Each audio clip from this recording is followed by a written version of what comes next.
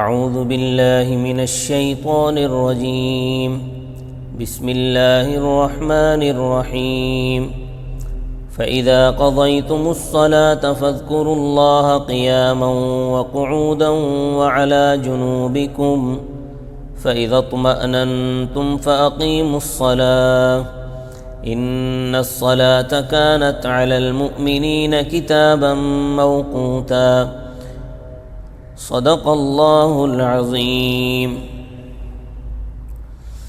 کل کے درس میں آپ حضرات نے ایک تو قصر کی نماز کا مسئلہ سنا ہے، اور اسی طرح کہ قصر کی نماز کا مسئلہ کہ یعنی مسافر نے 4 رکعت والی نماز سفر میں 2 پڑھنی ہے، اور اگر فرض ہی 2 ہیں تو پھر 2 پڑھے جائیں گے، اسی طرح اگر 3 ہیں تو 3 ہی پڑھنے۔ اگر سفر میں 4 رکعتوں والی نماز پوری پڑھے گا تو گناہ گار ہوگا۔ امام ابو حنیفہ رحمۃ اللہ علیہ کی یہی تحقیق اور فتویٰ ہے۔ ایک اور مسئلہ اچھی طرح سمجھ لیں کہ اگر کوئی شخص مسافر امام کے پیچھے نماز پڑھے اور نماز 4 رکعت والی ہو تو امام 2 رکعتوں کے بعد سلام پھیر دے گا، اس نے باقی 2 پڑھنی ہے، تو ان بقیہ 2 رکعتوں میں قرات نہیں کرے گا، کیونکہ یہ حکماً امام ہی کی اقتداء میں اتنی دیر کھڑا رہے جتنی دیر میں قرات ہوتی ہے۔ اور دوسرا مسئلہ صلاۃ الخوف کا پڑھا۔ یہ 2 مسئلے قدر تفصیل کے ساتھ کل بیان ہو چکے ہیں۔ آج کی پہلی آیت میں اللہ تعالیٰ نے ذکر کی ترغیب دی ہے، فرمایا ہے فَإِذَا قَضَيْتُمُ الصَّلَاةَ، بس جب تم نماز ادا کر لو، فَاذْكُرُوا اللَّهَ، تو ذکر کرو اللہ تعالیٰ کا، قِيَامًا وَقُعُودًا وَعَلَىٰ جُنُوبِكُمْ، کھڑے ہونے کی حالت میں اور بیٹھنے کی حالت میں اور اپنے پہلوؤں کے بل۔ ویسے تو اللہ تعالیٰ کا ذکر ہر وقت ہی مقبول اور محمود ہے، لیکن نمازوں کے بعد اللہ کا ذکر کرنا اس کا بہت بڑا درجہ ہے۔ حضرت فاطمہ رضی اللہ تعالیٰ عنہ ہاتھوں سے چکی پیستی تھی، جس کی وجہ سے ان کے ہاتھوں پر چھالے پڑ گئے تھے۔ حضرت علی رضی اللہ تعالیٰ نے دیکھا کہ ہاتھوں پر چھالے پڑ گئے اور ان سے پانی نکل رہا ہے، فرمایا کہ اگر آپ صلی اللہ علیہ وسلم کے پاس آپ چلی جائیں اپنے والد کے پاس، تو آپ صلی اللہ علیہ وسلم کے پاس کچھ لونڈیاں اور غلام آئے ہوئے ہیں، تو آپ ان سے ایک آدھ لونڈی مانگ لیں اور ان سے کہیں کہ یا رسول اللہ چکی پیستے ہوئے میرے ہاتھوں کے چھالے پڑ چکے ہیں، لہذا مجھے بھی کوئی لونڈی دے دو تاکہ میرے گھر کا کام کرے۔ اتفاق کی بات یہ ہے کہ حضرت فاطمہ رضی اللہ تعالیٰ عنہ جب تشریف لے گئیں تو آن صلی اللہ علیہ وسلم اس وقت گھر پر موجود نہیں تھے۔ حضرت عائشہ صدیقہ رضی اللہ تعالیٰ عنہ گھر میں موجود تھیں۔ حضرت فاطمہ نے ان کو اپنا مدعا بیان کیا۔ حضرت عائشہ رضی اللہ تعالیٰ عنہ عمر میں حضرت فاطمہ سے چھوٹی تھی، مگر وہ ماں تھی اور یہ بیٹی تھی، تو انہوں نے کہا کہ میں ضرور آپ کا پیغام حضرت صلی اللہ علیہ وسلم کو پہنچاؤں گی۔ حضرت صلی اللہ علیہ وسلم دیر سے تشریف لائے، عشاء کی نماز ہو چکی تھی۔ جب آپ صلی اللہ علیہ وسلم کو معلوم ہوا، حضرت عائشہ نے بتایا، تو آپ صلی اللہ علیہ وسلم اپنی بیٹی کے گھر تشریف لے گئے۔ حضرت علی رضی اللہ تعالیٰ عنہ فرماتے ہیں کہ ہمارے پاس ایک ہی رضائی تھی، کیونکہ سردی کا موسم تھا، عشاء کی نماز پڑھ کر اس رضائی میں ہم لیٹے ہوئے تھے۔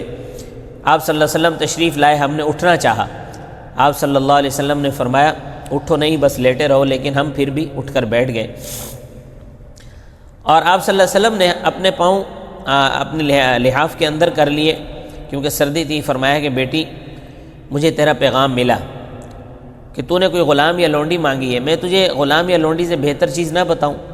کہنے لگی حضرت بتائیں۔ تو فرمایا سوتے وقت 33 مرتبہ سبحان اللہ، 33 مرتبہ الحمدللہ اور 34 مرتبہ اللہ اکبر پڑھ کر سویا کرو، یہ غلام اور لونڈی سے بہت بہتر ہے۔ ان تسبیحات کو تسبیحات فاطمی بھی کہتے ہیں، کیونکہ حضرت صلی اللہ علیہ وسلم نے یہ تسبیحات حضرت فاطمہ رضی اللہ تعالیٰ عنہ کو بتائی تھی۔ اسی طرح یہ تسبیحات امت کے لیے بھی ہیں۔ بخاری شریف میں ہے کہ کچھ صحابہ رضی اللہ عنہم آپ صلی اللہ علیہ وسلم کے بعد تشریف لائے، حضرت کی حضرت یہ سارا ثواب تو مالدار لوگ لے گئے، کیونکہ نمازیں بھی پڑھتے ہیں، وہ بھی پڑھتے ہیں، ہم بھی پڑھتے ہیں، روزے ہم بھی رکھتے ہیں، وہ بھی رکھتے ہیں، مگر چونکہ ان کے پاس مال ہے تو وہ اس کی زکوٰۃ دیتے ہیں، تو ہم سے اس میں بڑھ گئے۔ مالی استطاعت کی وجہ سے وہ حج کرتے ہیں، صدقہ خیرات کرتے ہیں، فطرانہ دیتے ہیں، ہم یہ سارے کام نہیں کر سکتے کیونکہ ہمارے پاس مال نہیں ہے، تو اس طرح وہ قربانی دیتے ہیں، ہم نہیں دے سکتے، لہذا وہ ہم سے آگے نکل گئے ہیں۔ تو حضرت صلی اللہ علیہ وسلم نے فرمایا کہ میں تمہیں ایسی چیز نہ بتاؤں جس کے پڑھنے سے تمہیں بھی وہی درجہ حاصل ہو جائے جو ان مالداروں کو حاصل ہے؟ تو تو عرض کیا ضرور، کہنے لگے ضرور حضرت ہمیں بتائیں۔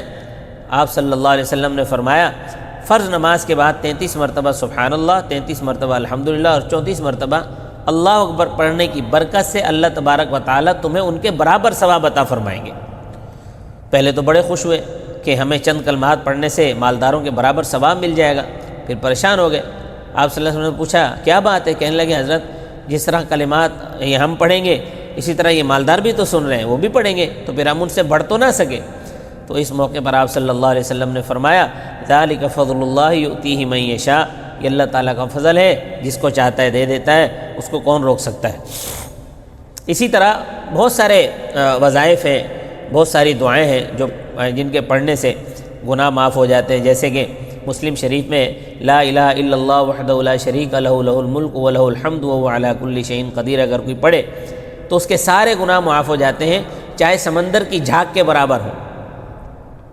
اسی طرح آپ صلی اللہ علیہ وسلم نے حضرت علی نے آپ صلی اللہ علیہ وسلم سے روایت فرمایا کہ آپ صلی اللہ علیہ وسلم فرمایا کہ جو شخص فرض نماز کے بعد آیت الکرسی پڑھے، ہر فرض نماز کے بعد آیت الکرسی پڑھتا ہے، بشرطے کہ اس کا عقیدہ صحیح ہو، مشرک نہ ہو، تو اس کے اور جنت کے درمیان موت کے علاوہ کوئی چیز رکاوٹ نہیں ہے۔ لہذا فرض نماز کے بعد آیت الکرسی بھی پڑھنی ہے اور 3 مرتبہ استغفار بھی پڑھنا ہے، استغفر اللہ الذی لا الہ الا هو الحی القیوم من کل ذنب واتوب الیہ۔ اسی طرح یہ دعا اللہم انت السلام ومنک السلام تبارکت یا ذا الجلال والاکرام، مختلف الفاظ آتے ہیں۔ تو بہرحال یہ فرض نماز کے بعد جو اذکار ہیں ان کی بڑی فضیلت حاصل ہے، اور یہ مسئلہ بھی سمجھ لیں اور یاد رکھنا کہ یہ جو مسائل ہم بتاتے ہیں ان کے سننے کا ثواب ذکر کرنے سے بھی زیادہ ہے۔ بعض لوگ ایسے ہیں کہ درس ہو رہا ہوتا ہے اور وہ اپنی تسبیح پھیر رہے ہوتے ہیں، ذکر کر رہے ہوتے ہیں، تو بھائی ٹھیک ہے، اللہ کا ذکر بھی بڑی چیز ہے، مگر قرآن و حدیث کا سمجھنا اس سے بہت بڑا کام ہے۔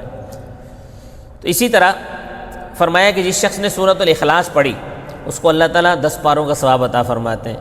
3 مرتبہ سورہ اخلاص پڑھنے سے پورے قرآن کا ثواب مل جاتا ہے۔ سورۃ الزلزال پڑھی تو 15 پاروں کا ثواب عطا فرماتے ہیں۔ سورۃ الکافرون پڑھے گا اس کو 1/4 قرآن کا ثواب عطا فرمائیں گے۔ سورہ نصر کے متعلق آتا ہے کہ جس نے 1 دفعہ پڑھی اللہ اس کو 1/4 قرآن پاک کا ثواب عطا فرمائے۔ یہ سب انعامات ہیں۔ فرض نماز کے بعد قرآن پاک کی تلاوت، اس کا سمجھنا اور اس کا ذکر کرنا، اس میں بڑا ثواب ہے۔ فَإِذَا اطْمَأْنَنْتُمْ فَأَقِيمُوا الصَّلَاةَ، پھر جب تم مطمئن ہو جاؤ کہ تمہیں خوف نہ ہو اور سفر بھی نہ ہو، فَأَقِيمُوا الصَّلَاةَ، تو قائم کرو نماز کو دستور کے مطابق۔ إِنَّ الصَّلَاةَ كَانَتْ عَلَى الْمُؤْمِنِينَ، بے شک نماز ایمان والوں پر کتاب موقوتا، لکھی ہوئی ہے مقررہ وقت کے اندر۔ نماز کا وقت بھی نماز کی شرائط میں سے ایک شرط ہے۔ کوئی آدمی وقت سے پہلے نماز پڑھے گا تو اس کی نماز ادا نہیں ہوگی۔ مثلاً ایک دن صبح صادق ہوتی ہے 5:33 پہ، اگر کسی نے 25 منٹ پہ نماز پڑھ لی تو اس کی نماز ادا نہیں ہوگی۔ اسی طرح اگر کسی نے 33 منٹ سے پہلے اذان دے دی تو اور اس کے ساتھ جو نماز پڑھی جائے گی وہ خلاف سنت ہوگی، کیونکہ جو اذان دی تھی وہ وقت سے پہلے دی تھی اور نماز جو ہے وہ وقت کے بعد پڑھی جا رہی ہے، تو اس نماز کے لیے اذان تو ہوئی نہیں سرے سے، کیونکہ جو اذان ہوئی وہ تو وقت سے پہلے ہوئی تھی۔ تو کئی لوگ اس دین کے معاملے میں بہت غیر محتاط ہیں، کوئی 5 منٹ پہلے اذان کہہ رہا ہے، کوئی 10 منٹ پہلے اذان کہہ رہا ہے، تو ایسے لوگوں کی جماعت خلاف سنت ہوگی۔ تو خیال رکھنا چاہیے مؤذنین کو بھی کہ وہ اپنی گھڑیاں بالکل صحیح رکھیں، مسجد کی گھڑی بالکل صحیح رکھیں اور اپنی گھڑی بھی بالکل صحیح رکھیں، اس میں کسی قسم کی کوئی غلطی نہ ہو۔ حدیث پاک میں آتا ہے اتقوا صلاۃ المنافق، اتقوا صلاۃ المنافق، منافق کی نماز سے بچو، منافق کی نماز سے بچو۔ منافق کی نماز کیا ہے؟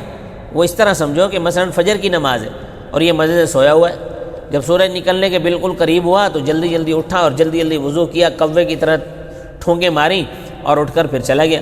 تو آپ صلی اللہ علیہ وسلم نے فرمایا فَتِلْكَ صَلَاةُ الْمُنَافِقِ، فَتِلْكَ صَلَاةُ الْمُنَافِقِ، فَتِلْكَ صَلَاةُ الْمُنَافِقِ، بس یہ ہے منافق کی نماز، یہ ہے منافق کی نماز، یہ ہے منافق کی نماز۔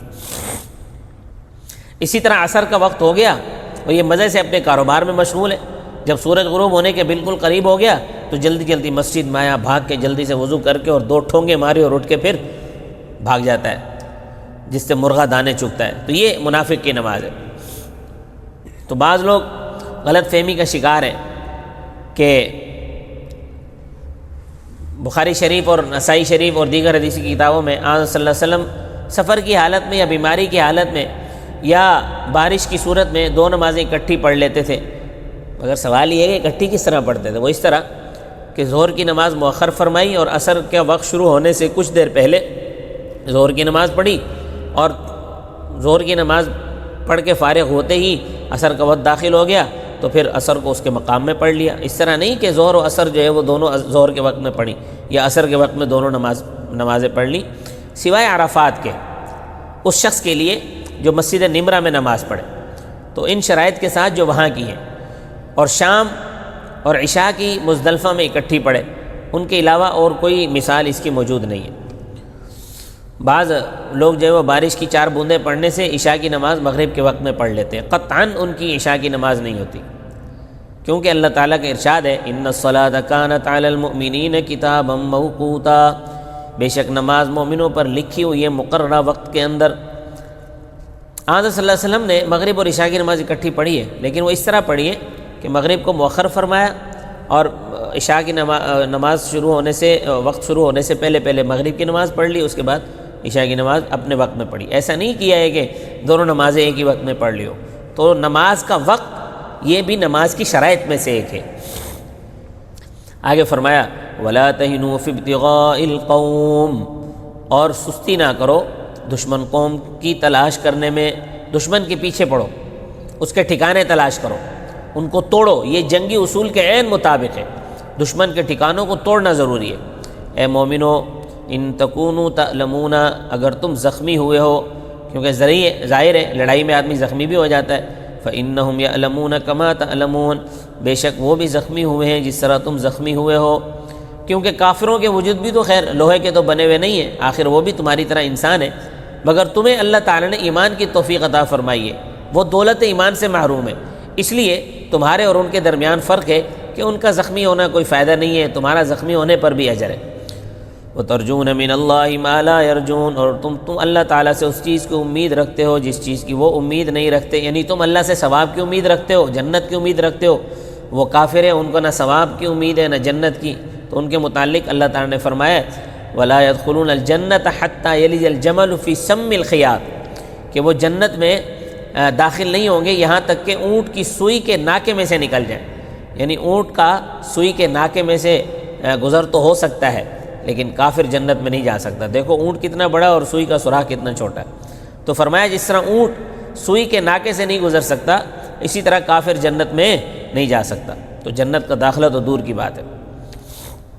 تو فرمایا وَكَانَ اللَّهُ عَلِيمًا حَكِيمًا، اور اللہ تعالیٰ جاننے والا اور حکمت والا ہے۔